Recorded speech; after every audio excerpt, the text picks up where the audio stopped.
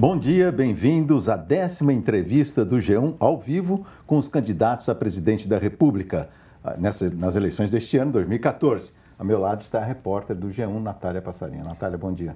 Bom dia, Tonico. Bom dia a todos. Essa é a penúltima entrevista da série do G1, que termina amanhã. E hoje nós temos a candidata Luciana Genro, do PSOL. Formada em Direito, Luciana Genro foi deputada estadual no Rio Grande do Sul e também deputada federal por 2 mandatos, de 2003 a 2010. O candidato a vice-presidente na chapa é o professor Jorge Paz, também do PSOL. Bom dia, candidata. Bom dia. Prazer estar aqui com vocês. Bom dia. Esse programa especial do G1 será dividido em 3 blocos. E neste primeiro nós faremos perguntas que o público enviou durante a semana na página do G1.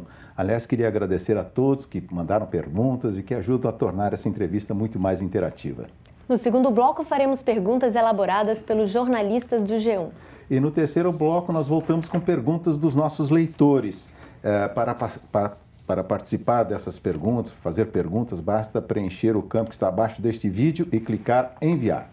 Todos os blocos têm tempo determinado. Esse aqui terá 15 minutos para perguntas e respostas. O próprio candidato controla esse tempo. Quanto mais objetivo for, mais perguntas de internautas serão feitas. E o tempo começa a contar a partir de agora. Vamos à primeira pergunta, que foi feita em vídeo pelo Rafael de Lima, de João Pessoa. Em sua postura política, você demonstra ser um extremista de esquerda. Se expressa muito bem e sempre atacando o governo, mas nunca considerando nada como suficientemente bom.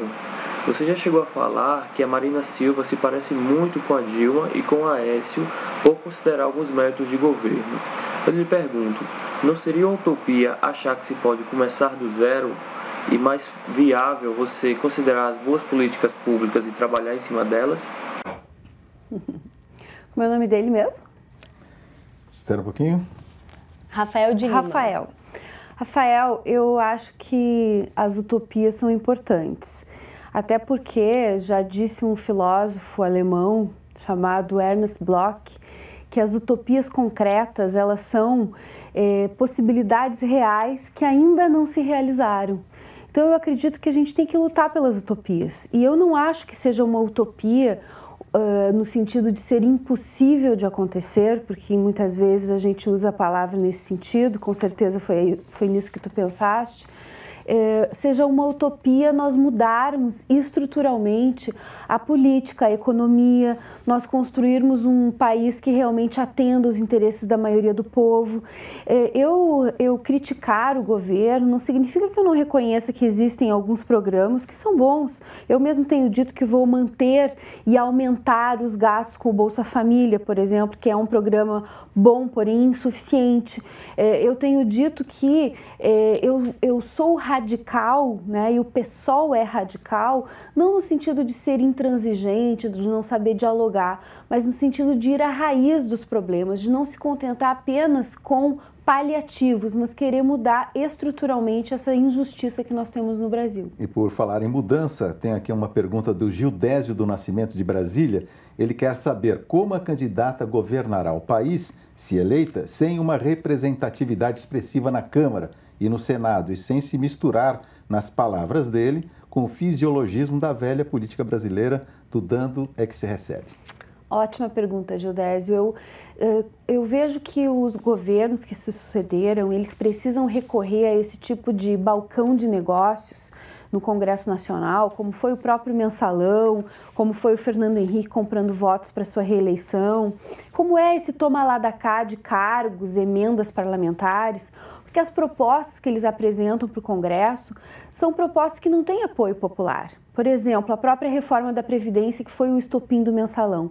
Havia uma greve dos servidores públicos do Brasil contra a reforma da Previdência. Todo mundo sabia que era uma injustiça obrigar os aposentados a continuar contribuindo para o INSS.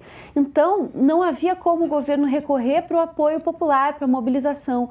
E eu fui deputada durante 8 anos na Câmara Federal e 8 anos na Assembleia Legislativa do meu estado e pude perceber como faz diferença quando existe existe uma pressão popular, seja uma mobilização gigantesca, como foi junho de 2013, que nós vimos que os políticos tremeram com toda aquela mobilização nacional, seja simplesmente encher as galerias do plenário da Câmara, seja uma mobilização através das redes sociais, da internet, muda a correlação de forças dentro do Congresso, né? Então eu governaria assim, me apoiando na mobilização, na pressão popular, porque eu vou governar a favor do povo.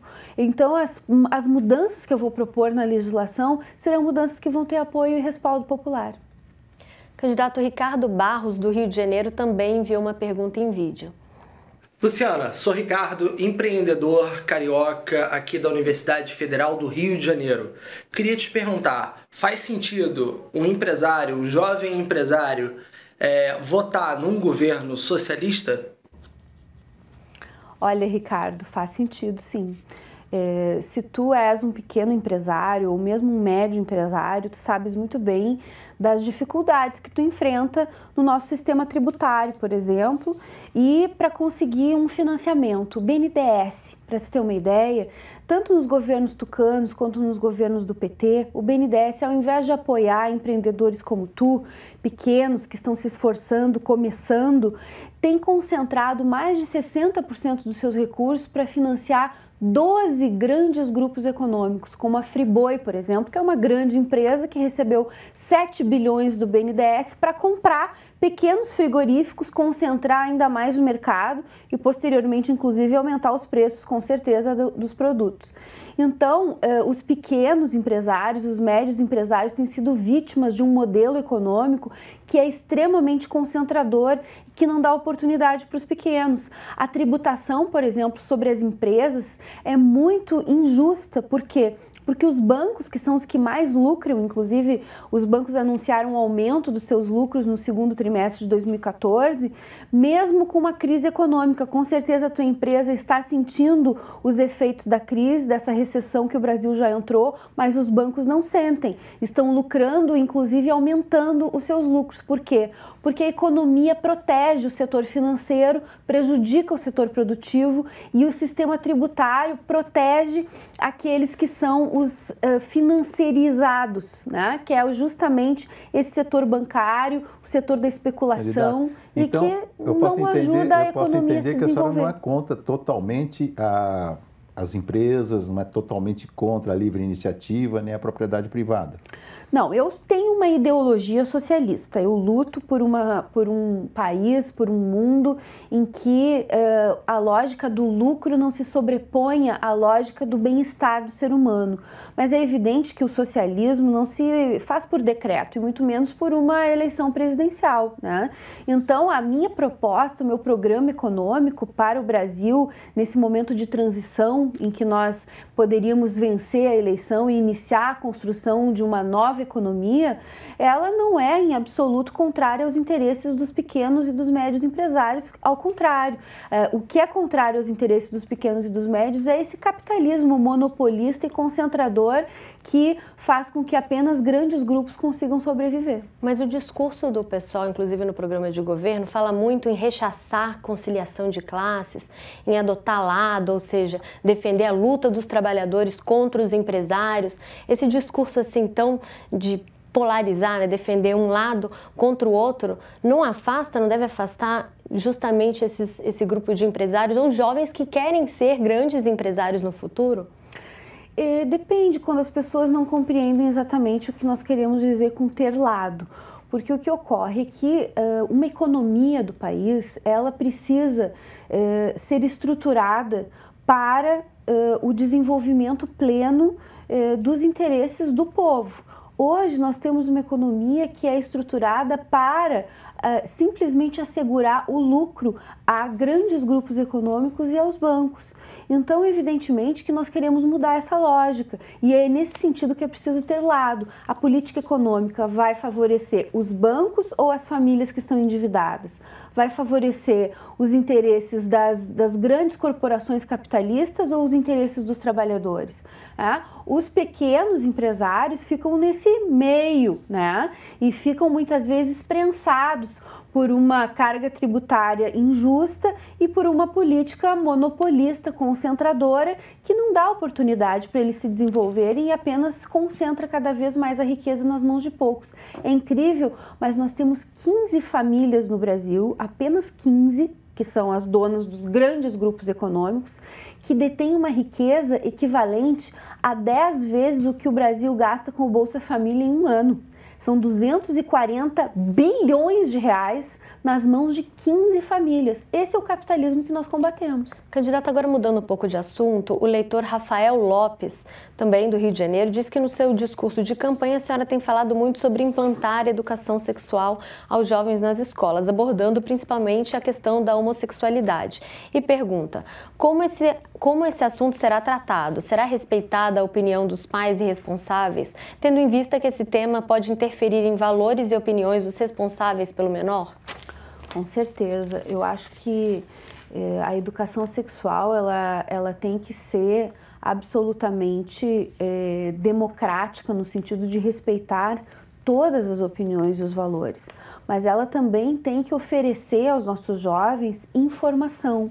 E é incrível, mas o Brasil teve um crescimento no número de casos de AIDS, enquanto no mundo inteiro a AIDS caiu.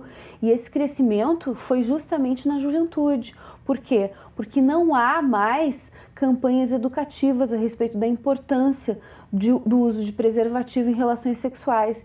Então, a ideia, por exemplo, de que o sexo só deve ser feito antes do casamento é uma ideia absolutamente legítima e que deve ser debatida como uma escolha, né, dos jovens. Agora, o leitor fala sobre essa questão da homossexualidade, né? O governo tentou implementar um material para explicar, falar sobre a homossexualidade e acabou que esse material foi recolhido. A senhora faria isso nas escolas? Levaria esse debate sobre a homossexualidade? Quanto a esse tema, não há que se ter tergiversações. No caso dos direitos LGBTs, não se pode aceitar discriminação, não se pode aceitar desigualdade, não se pode aceitar meios direitos.